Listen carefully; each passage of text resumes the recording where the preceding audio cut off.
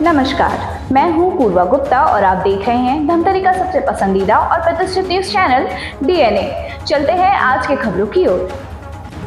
धमतरी जिले के कुरुद में एक कॉलोनी में शिक्षक के घर हुई चोरी का खुलासा पुलिस ने कर दिया है। शिक्षक के घर लगभग 8 लाख के सोने चांदी सहित नकद चोरी हुई थी।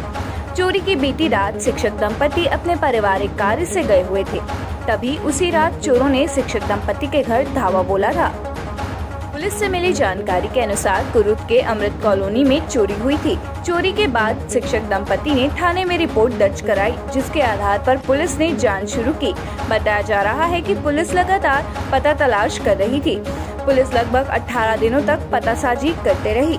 इस दौरान पुलिस छत्तीसगढ़ राज्य के अलावा महाराष्ट्र, उत्तर प्रदेश, हरियाणा, नोएडा, दिल्ली सहित अन्य राज्यों में पतासाजी की गई।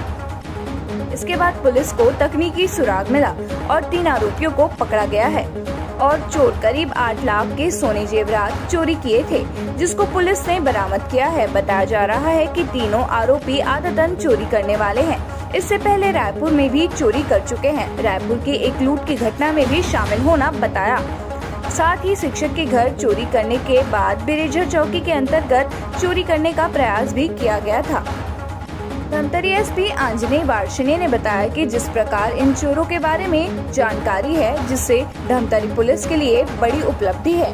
चोर ज्यादातर रायपुर, गरियाबंद सहित बॉर्डर क्षेत्रों में सक्रिय रहते हैं। वहीं आरोपियों के नाम सागर निर्मलकर, पिता नरोत्तम निर्मलकर, सूरज साहू, पिता नंद कुमार साहू, आशीष उर्फ सन्नी देवांगन, पिता गजानन देवांगन है, जो कि अमलेश्वर के रहने वाले हैं, जिनके पास सोने चांदी के जेवरात, जुमला, 2 नग मोटरसाइकिल, बैटरी युक्त इलेक्ट्रॉनिक कटर मशीन, कुल रकम लगभग 8 लाख रुपए आरोपियों से जब्त किया गया है।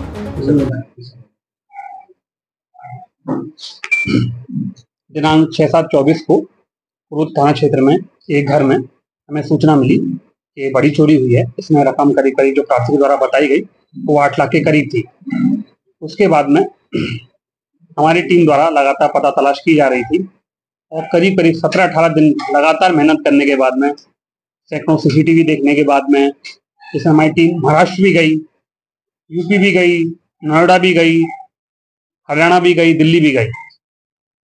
तब इन सब जगह से जब पतासाजी हुई तो पूरा खुलासा हुआ और इसमें अभी वर्तमान में हमारे पास 3 आरोपी गिरफ्तार हैं और करीब करीब हमें जो रकम है, जितनी भी चोरी हुई थी, जितनी भी सामग्री हमें पूरी मिल चुकी है, प्राप्त हो गई है। इसको हमें जब्ती में लिया हुआ है।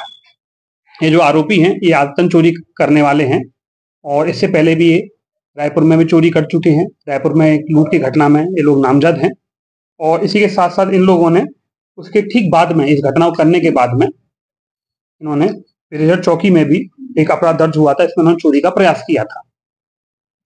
ये तीनों ही लगातार चोरी कर रहे थे और इसको हमारी टीम ने काफी मेहनत मशक्कत के बाद में पकड़ा है। तो जिले के लिए रकम की दृष्टि से उतनी बड़ी उपलब्धि नहीं है, परंतु जिस प्रकार से इन लोगों को पकड़ा गया है और जिस प्रकार से इन लोगों का पूरा का इतिहास है, उसके हिसाब से हमारे पास ये बहुत बड़ी उपलब्धि है।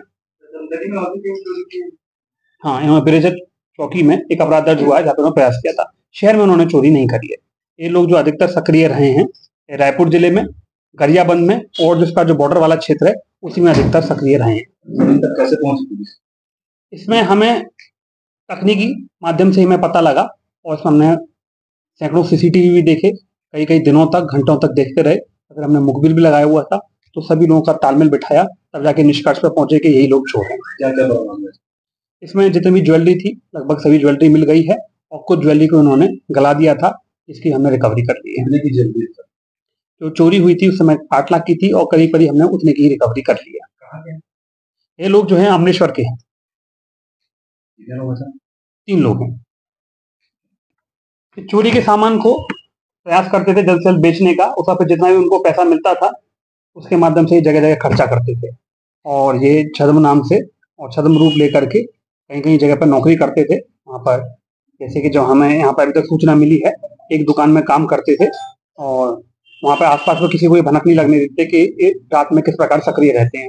दिन में दुकान पर काम करते थे या कहीं पर भी छोटा मोटा काम करते थे और रात में चोरी में सक्रिय हो जाते थे। एक वाहन का प्रयोग करते थे, वाहन से चलते थे वहां से, और जहाँ कहीं भी इनको सूना मकान टाइप का दिखता था, जहाँ उनको लगता था कि आसपास कोई बस्ती नहीं है, वहाँ पर तत्काल चोरी करके तत्काल सामान रिकवर करना है और वहाँ से भाग जाना है। सर इनका इरादा क्या था सोने गलाने का?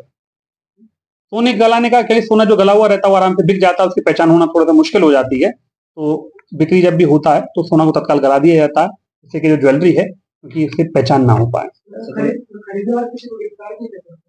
नहीं, अभी हमने खरीदने लोग गिरफ्तार नहीं किया, इन्हीं के माध्यम से मैं सामान को सबकी रिकवरी। ऐसा तो नहीं सर कि लोग किसी गर्लफ्रेंड को उनको देना चाहें? अभी तक तो हमें इस प्रकार से कोई जानकारी नहीं मिली। तो ये था आज की खबरों का सार। हम इसी तरह से लेकर आते रहेंगे धमतरी शहर से जुड़ी और आप सभी को प्रभावित करने वाली खबरें। आप बने रहिए हमारे साथ DNA न्यूज़ पर। धन्यवाद।